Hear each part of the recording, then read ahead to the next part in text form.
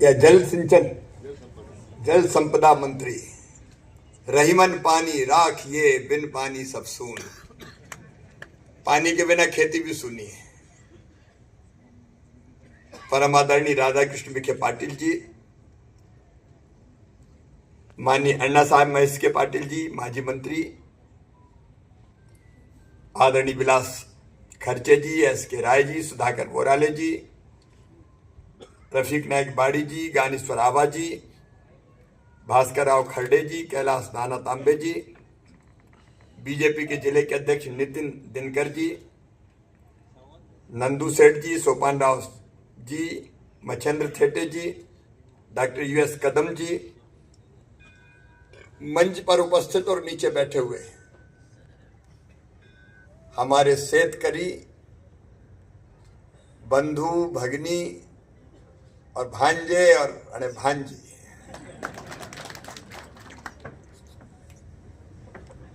शरद 2025 जा रहा है, 2026 आ रहा है और मैं कृषि मंत्री हूं। मुझे लगा कि साल का समापन भी मैं किसानों से बातचीत करके ही करूंगा और नए साल का कल प्रारंभ होगा। तो मैं खेतीबाड़ी मंत्री भी हूं, कृषि मंत्री भी हूं और ग्रामीण विकास मंत्री भी हूं। मैं गांव का मंत्री भी हूं, किसानों का मंत्री भी हूं, लखपति दीदियों का मंत्री भी हूं और गरीब भाई बहनों का भी मंत्री हूं। तो शुभारंभ कल के साल का होगा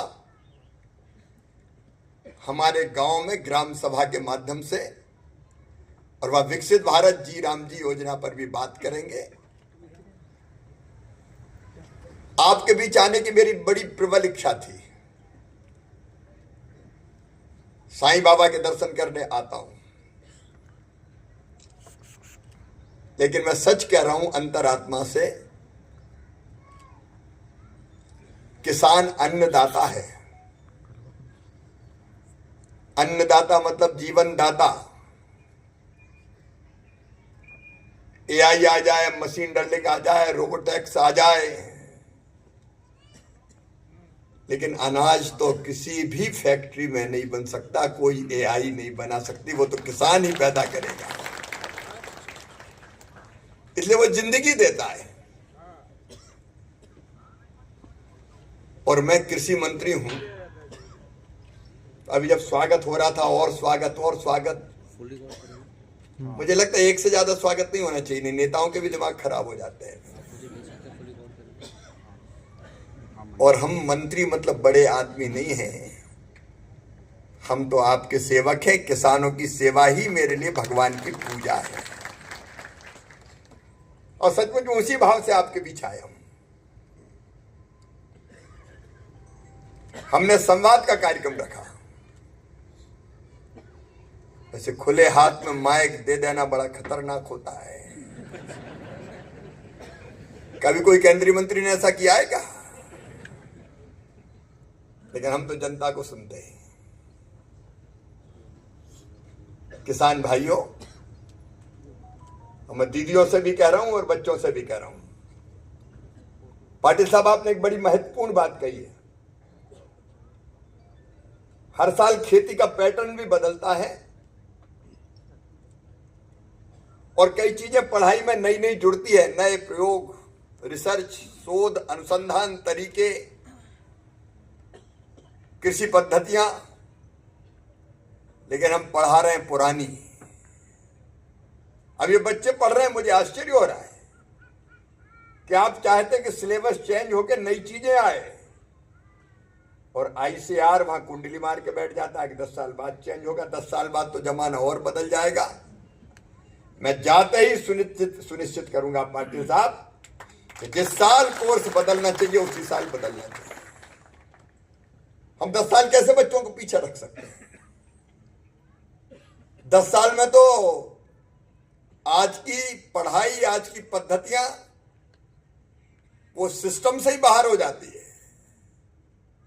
हमने जो पढ़ा है वो कोई आज के बच्चे थोड़ी पढ़ रहे हैं। आज कई व्यवहारिक बातें यहां पे हुई है। एक आपने बताया इस जिले में बारिश बहुत हुई है। जब बारिश भी वहां ज्यादा हुई जहां पहले सूखा रहता था, और हुई तो ऐसी हुई कि एक ही साथ गिर गया पानी, तो बाढ़ के कारण भी फसल बर्बाद हो गई, और हैवी रेन के चलते भी फसल तबाह हो गई। मैं देवेंद्र फडणवीस जी को, पाटिल जी आपको बहुत धन्यवाद देता हूं, बधाई भी देता हूं। 862 करोड़ रुपए की राशि किसानों के खाते में डाली गई केवल इसी जिले में, बाकी तो 9000 करोड़ से ज्यादा है। लेकिन आज एक बात और कहने आया हूं, ये तो राहत की राशि है। मैं कलेक्टर साहब से पूछ रहा था कि फसल बीमा योजना का आकलन ठीक हुआ है कि नहीं। वो आकलन करके मेरे शेतकरी भाइयों बहनों आप आने दीजिए, बीमा कंपनी के साथ खुद मीटिंग करके अधिकतम राशि दिलवाने में कोई कसर नहीं छोड़ेंगे। आप दिन और रात मेहनत करने के बाद फसल तैयार होती है, और आते आते अगर तबाह हो जाए तो फिर किसान क्या करे और कहां जाए। प्रधानमंत्री नरेंद्र मोदी जी के नेतृत्व में विकसित भारत के निर्माण का अभियान चल रहा है, और खेती बाड़ी आगे बढ़े उसके लिए कई योजनाएं। आज हमने देखा हार्वेस्टर ट्रैक्टर से लगा के, ड्रोन से लगा के अलग अलग तरह के कृषि यंत्र वितरित किए गए, और सब्सिडी अगर देखें तो 9-9 लाख रुपया तक कंबाइन सब्सिडी है। भारत सरकार भी देती है, टॉप अप कई बार राज्य सरकार भी करती है। लेकिन मैकेनाइजेशन की योजनाओं का ठीक लाभ मिले। मैं महाराष्ट्र की बात नहीं कर रहा, एक राज्य में मैंने कई लोग बैठाए फोन करने, कॉल सेंटर बना दिया कि फोन करके पूछो, और मैंने उस जिले से सूची मांगी कि मैकेनाइजेशन के अंतर्गत किस किस को राशि सहायता दी गई है। तो 750 लोगों की सूची मेरे पास आई। लगभग 500 फोन लगे, बाकी लगे नहीं। उनमें से 350 ने कहा हमको मिली, 150 ने कहा हमें तो पता ही नहीं है।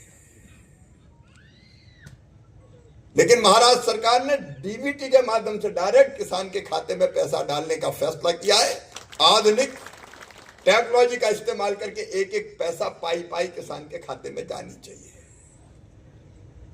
ड्रिप की, स्प्रिंकलर की हमारी योजना है भारत सरकार की, पर ड्रॉप मोर क्रॉप। और अभी आप बता रहे थे कि पाली हाउस और बढ़ाओ, उसकी जरूरत है। तो ग्रीन हाउस के लिए, पाली हाउस के लिए, हॉर्टिकल्चर के लिए MIDH की योजना, बाग लगाने के लिए, नए बाग लगाएं, पुराने बागों का जीर्णोद्धार करें। योजना अनेक, अगर मैं गिनाऊंगा तो आधी रात हो जाएगी। लेकिन उनका लाभ ढंग से लोगों को मिल जाए ये जरूरी है। अब अभी भी किसी साथी ने कहा कि सब्सिडी डिले बहुत हो जाती है। अभी हम सुनिश्चित करेंगे, भारत सरकार देर नहीं करेगी। पाटिल साहब यहां बैठे, सिस्टम ऐसा हो कि इधर किसान की स्वीकृति हुई, उधर सब्सिडी मिल गई, और नहीं तो सब्सिडी कई जगह इसलिए रुकती है कि कुछ दक्षिणा भेंट पूजा मिल जाए। मैं यहां की बात नहीं कर रहा, वो ओवरऑल, क्योंकि मैं तो जनता ही का आदमी हूं, ऐसे ही घूमता रहता हूं, या जनता में घूमते तो वो सही बता देती है।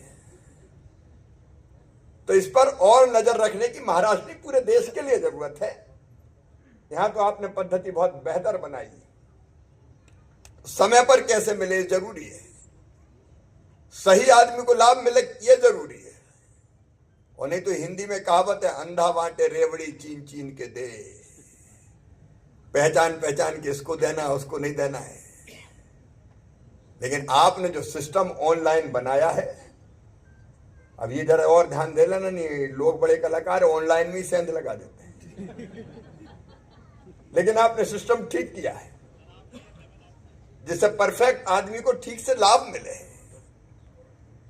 आपने ड्रिप इरिगेशन के एरिया को बढ़ाने की बात कही है। पाटिल साहब, एक आपको और खुशखबरी मैं दे रहा हूं। आपने कल कहा था कि इसको केवीके को स्ट्रेंथन करने की जरूरत है। अब ICR की एक सीमा, उससे ज्यादा पैसे वो नहीं दे सकते। लेकिन आरकेवीवाई में हम चाहें तो स्ट्रेंथन करने के लिए पैसा दे सकते हैं। आज महाराष्ट्र के लिए आरकेवीवाई के किस्त 367 करोड़ रुपए की हमने जारी, और वहां मैं महाराष्ट्र पे, आप भी बात कीजिए, मैं बात करके यहाँ के स्ट्रेंथन करने के लिए पैसा आ जाए। मैंने सोचा मामा आए और खाली हाथ जाए तो मजा नहीं आता, कुछ ना कुछ सौगात तो होनी चाहिए। और ये जब पाटिल साहब ने कल बताया, वर्चुअल मीटिंग हमने करी थी, तो तब से मैं गुंताड़े में मैंने रातों रात लगाया अधिकारियों को, मैं खाली हाथ नहीं जाऊंगा, पाटिल साहब से कह दिया मैंने। हमने रातों रात इंतजाम करने की कोशिश की। बहनों और भाइयों, कई तरह की नई चीजें हैं, आपने बिल्कुल सही कही। दोनों तरह का संकट है। एक तरफ हमारे किसान भाई बहनों ने कहा यहां कि प्राकृतिक खेती, जैविक खेती, उसका प्रमाणीकरण, उसके ठीक दाम। एक बात मैं विश्वास के साथ कहना चाहता हूं आपको कि प्राकृतिक खेती के सर्टिफिकेशन की हम ठीक व्यवस्था करेंगे, और आप विश्वास मानिएगा, इतनी अवेयरनेस आज हो गई है कि लोगों को यह विश्वास हो जाए कि ये बिना केमिकल फर्टिलाइजर का अनाज है या फल है या सब्जियां हैं, तो हाथों हाथ दुगने रेट पे बिक जाएगी। लेकिन वो मैकेनिज्म हम तैयार करेंगे उसका। यूरिया, डीएपी, आप जानते पूरा का पूरा हमारे यहां नहीं बनता। हमारी जरूरत का बहुत थोड़ा हिस्सा हमारे यहां होता है। हम चीन से मंगाते हैं, रूस, पहले चीन से आता था, रूस से, दूसरे देशों से। और बीच में अंतरराष्ट्रीय परिस्थितियां ऐसी हुई कि मिलने में बहुत दिक्कत आई। यूक्रेन और रूस के युद्ध के कारण भी जिस रास्ते आता था उससे लंबा रास्ता तय करके आना पड़ा, तो पता चला कि जो 18 दिन में आता था वो 40 दिन में जहाज आ रहा है। लेकिन भारत सरकार ने प्रयत्न पूरा किया कि मिल जाए। इस साल दिक्कत हुई है, मैं जानता हूं, तो दोनों तरह की चीजें करनी पड़ेगी। एक, इस बार हम कोशिश कर रहे हैं कि पर्याप्त मात्रा में आए, फर्टिलाइजर मिनिस्टर हमारे नड्डा जी साहब हैं, और दूसरी तरफ वितरण की व्यवस्था ठीक होनी चाहिए। यहां ब्लैक की बात सामने आई, किसी किसान ने कहा, अब इस पे तो डंडा बजना चाहिए, डट के, उसको छोड़ना नहीं चाहिए। कोई भी हो, जेल भेजने का सीधे सीधे इंतजाम होना चाहिए अगर कोई ज्यादा में बेचता है तो। हम लोग आपस में अगर कहीं ऐसी चीज है तो उसको भी निर्मूल करने की कोशिश करेंगे। एक बात और मैं आपको आज जानकारी देना चाहता हूं। अभी विकसित भारत जी, राम जी, एक कानून बन गया हमारा ग्रामीण विकास के लिए। 2 कानून हम और बना रहे हैं, अभी अभी हमने पब्लिक के बीच परिचालित कर दिए, और वो है एक सीड एक्ट। ये सीड एक्ट बहुत पुराना बना है। आपको जरूरत पड़ी अच्छे बीज की, किसी कंपनी ने दे दिया, बाद में पता चला कि बीज खराब निकल गया, जर्मिनेशन नहीं हुआ, अंकुरण ठीक नहीं हुआ, या और किसी कारण फसल बर्बाद हो गई। किसान क्या करे, कहां जाए? अभी हम कड़ा कानून बना रहे हैं कि बीज अगर सही नहीं निकले, एक तो उसको ट्रेस करेंगे, कहां से आया, ओरिजिन क्या है, कहां पैदा हुआ, कहां से निकला, वहां से कहां आया, इसकी पूरा ट्रेसेबिलिटी का एक सिस्टम हम डेवलप कर रहे हैं, ताकि किसान को पता रहे खरीदते समय कि ये बीज वहां बना है, वहां पैदा हुआ है। और दूसरे, अभी 1500 रुपया जुर्माना होता है। हम इस कानून को कठोरतम बना रहे हैं। भगवान की कृपा रही, सब ठीक ठाक रहा तो शीतकालीन सत्र में, और नहीं तो अगले सत्र में तो मैं लेके, बजट सत्र में या अगले सत्र में तो मैं लेके आ जाऊंगा। अगर खराब बीज निकला तो बीज कंपनी को छोड़ेंगे नहीं किसी भी कीमत पर। पूरी भरपाई किसान को कैसे हो उसका इंतजाम, नुकसान की भरपाई का इंतजाम भी, और दंड का प्रावधान भी। और एक हम बना रहे हैं पेस्टिसाइड एक्ट। अभी मैं कृषि मंत्री के रूप में कई जगह गया। अब मैं तो आप जानते हैं कि लगातार केवल दिल्ली में नहीं बैठता, खेतों में जाता हूं किसान के बीच। एक जगह मुझे पता चला पाटिल साहब के वो दवाई डालने से फसल सूख गई सोयाबीन की। मैं वहां गांव पहुंच गया, मैंने देखा कि एक दवाई कोई डाली तो उससे पूरा सोयाबीन सूख गया। और एक का नहीं, ऐसे कई किसानों ने शिकायत की। अब मैं यहां के केवीके की बात नहीं कर रहा भाई, वहां एक केवीके था उस जिले में, तो उसने रिपोर्ट ले ली कंपनी ने कि वो असमय या असंतुलित डालने के कारण, असंतुलित मतलब कम ज्यादा डाल दिया, इसलिए फसल खराब हो गई। कंपनी का कोई दोष नहीं। मैं खेतों में पहुंचा, किसान इकट्ठे हुए, मैंने तत्काल एक टीम आईसीआर के साइंटिस्ट की, वरिष्ठ सीनियर साइंटिस्ट की बनाई। वो आई, उसने जांच की और उसने कहा कि ये घटिया पेस्टिसाइड था इसलिए फसल खराब हुई। मैंने फैक्ट्री सील कर दी कंपनी की, और पूरा पैसा जितना एक एकड़ में एवरेज पैदा होता उसका पूरा पैसा उस कंपनी से किसानों को दिलाने का काम किया कि ये नहीं चलेगा। और नहीं तो कंपनी जुगाड़ करके रिपोर्ट भी केवीके से ले ले कि नहीं नहीं वो तो असंतुलित डाल दिया। कहां जाएगा किसान बेचारा? अब हम जो कानून बना रहे हैं पेस्टिसाइड एक्ट, अगर ऐसे फसल खराब हुई, घटिया निकला। एक जगह में गया तो कुछ किसान लेके आए एक पेस्टिसाइड को, उसमें वो डाल दी लिया। मैंने कहा ये काय को लाए? बोले देखो साहब मर नहीं रही और मोटी हो गई इसमें। घटिया पेस्टिसाइड, इसमें जो तत्व होना चाहिए वो है नहीं, मरने के बजाय बोले बढ़ रही है, ठिला रही है उसमें। तो हम अब जो पेस्टिसाइड एक्ट बना रहे हैं वो ऐसा बना रहे हैं कि अगर घटिया किसी ने दे दिया तो वो कंपनी बच नहीं सकती किसी भी कीमत पर। देखो दोनों तीनों तरह की चीज करनी पड़ेगी, एक अवेयरनेस बढ़ानी पड़ेगी, एक शक्ति बढ़ानी पड़ेगी। आज जितनी व्यवहारिक समस्याएं आपने बताई है उन सब पर, चाहे वो सोलर का मामला हो, धीरे धीरे तेजी से बढ़ रहा है, पीएम कुसुम योजना भी आई है, भाव का सवाल है, तो एमएसपी पे जितनी खरीद मोदी सरकार ने की है वो अपने आप में रिकॉर्ड है। लेकिन जहां जरूरत है और सुधार की, लगातार हम लोग करने की कोशिश करते हैं। मेरे प्रिय किसान बहनों और भाइयों, बहनें भी बैठी, लेकिन समय शाम का होता है तो रोटी और बाकी सबका इंतजाम करना पड़ता है, इसलिए ज्यादा समय नहीं लूंगा। लेकिन लाड़की बहना सब लखपति दीदी बने, ये अभियान हमारा चल रहा है और वो डिपार्टमेंट भी मोदी जी ने मुझे ही दिया है। तो लखपति दीदी बनाने का अभियान भी हमारा निरंतर जारी रहेगा। मुझे खुशी है कि महाराष्ट्र में भी लगातार दीदियों की आय बढ़ाते हुए उनको लखपति बनाने के अभियान में देवेंद्र जी के नेतृत्व में यहां सरकार जुटी हुई है। देखिए बहनों की आंखों में आंसू नहीं चाहिए, उनके चेहरे पर मुस्कुराहट चाहिए। उनकी आमदनी बढ़ना जरूरी है, वो कैसे खुद सेल्फ डिपेंड हो ये बहुत जरूरी है। उसके प्रयत्न भी जारी रहेंगे। और एक बात और मैं अपनी बहनों से कहना चाहता हूं कि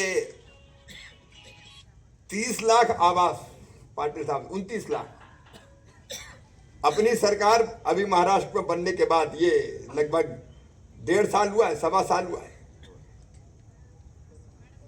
देवेंद्र जी ने कहा कि हमारे यहाँ मकान की बहुत जरूरत है, तो लगभग 29 लाख मकान महाराष्ट्र को गरीबों के घर बनाने के लिए पीएम आवास योजना के अंतर्गत हमने दिए हैं और नया सर्वे भी चालू किया है। इसके बाद भी जो रह गए, यहाँ भी नया सर्वे हो गया ना आवास योजना का। ये जिले में कितने निकले कुछ ध्यान है? 1,60,000 और ऐसे निकले जो कच्चे घरों में रहते हैं। लेकिन थोड़ी जांच पड़ताल कर लेना, वो जांच पड़ताल करके बाकी जितने कच्चे घर वाले बचे उन सबको भी पक्का मकान बनाने के लिए पैसा दिया जाएगा।